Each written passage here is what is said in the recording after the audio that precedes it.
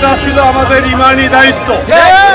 আমরা দূর দূরান্ত থেকে এই রোদেও আপনারা যারা এসে কষ্ট করেছেন, উলামা দল এবং বিএনপির পক্ষ থেকে সকলকে ধন্যবাদ জানাচ্ছি।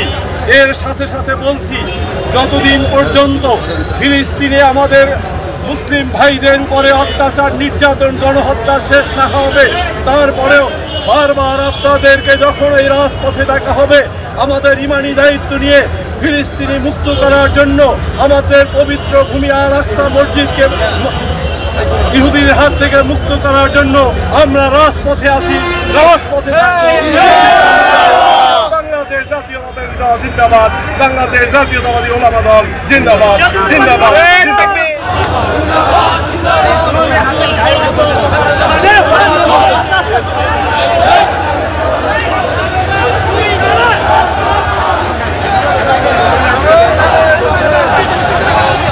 ভয় করি না।